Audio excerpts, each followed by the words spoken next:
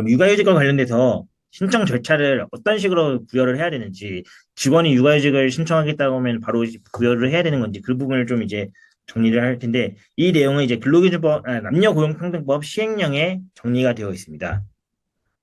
일단 신청 기한으로 보면은 육아휴직 개시 예정일에 30일 전에 제출을 신청을 해야 돼요. 이걸 저는 일반 신청이라고 표기를 했는데, 기재를 했는데, 이 두 번째 칸 이제 긴급 신청이라는 거 이게 7일 전 신청할 수 있는 사유가 있기 때문에 좀 구분하기 위해서 제가 일반 신청이라는 단어로 표기를 했어요.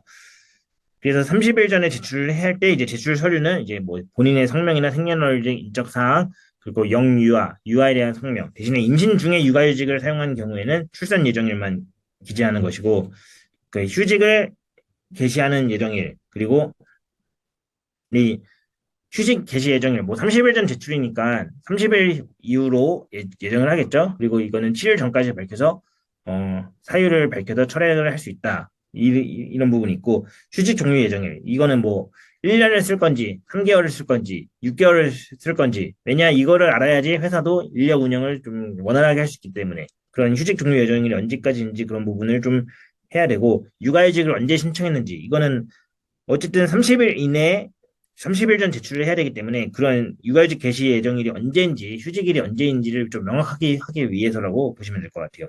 그래서 휴직 개시 예정일도 기재가 되어 있었는데 뭐 갑자기 근로자가 철회를 한다고 했을 때 이 철회에 있어서 특별한 사유가 없다라면은 회사는 거절할 수 있다라고 보시면 될 것 같습니다.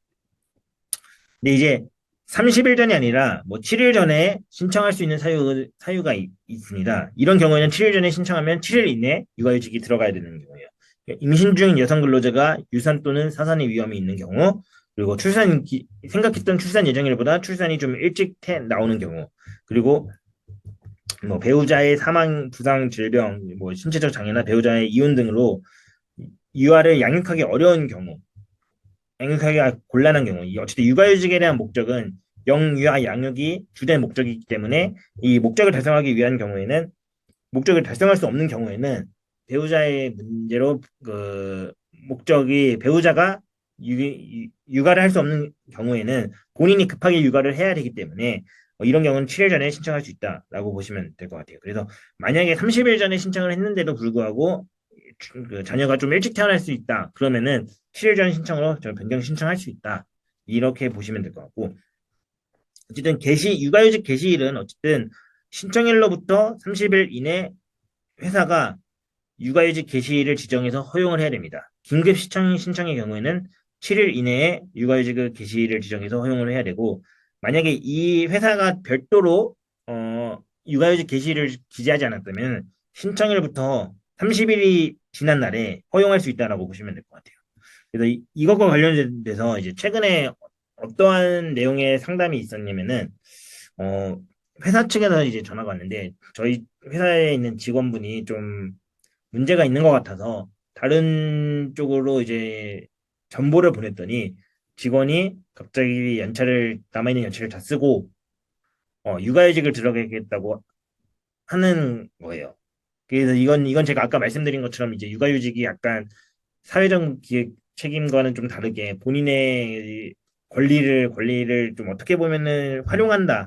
어떻게 보면은 이런 표현까지 맞는지 모르겠지만 악용한다는 표현도 있을 수 있고 그렇게 하겠다고 했는데 이제 회사 입장에서는 직원이 좀 문제가 있어서 배치 전환을 했는데 그것조차 거부를 하겠다. 근데 이걸 어떻게 할 수 있냐라고 물어보셔가지고 사실 연차휴가든 육아휴직이든 직원의 당연한 권리이기 때문에 회사가 거절할 수 있는 그런 명분이 명확하지 않아서 할 수 없지만 징계로 접근할 수는 없지만 어쨌든 30일이라는 시간 육아휴직을 신청하고 30일이라는 시간이 있기 때문에 그 시간까지는 좀 여유가 있다. 그래서 그 기간에 변경된 장소로 출퇴근을 하지 않는다면은 뭐 정당한 업무 지시에 대한 불이행으로 볼 수 있어서 징계를 고려할 수 있다. 그런 식으로 제가 설명을 드린 적이 있습니다. 네, 그래서 이제 자료 제출을 할 때는 육아휴직은 이제 뭐 임신 중인 사실이나 자녀의 출생을 증명할 수 있는 서류 제출 요구가 가능하고요. 이 신청의 무효라는 거는 육아휴직을 신청을 했지만 어, 이 내용 여기 있는 내용이 발생하면은 신청 자체가 없었던 거죠.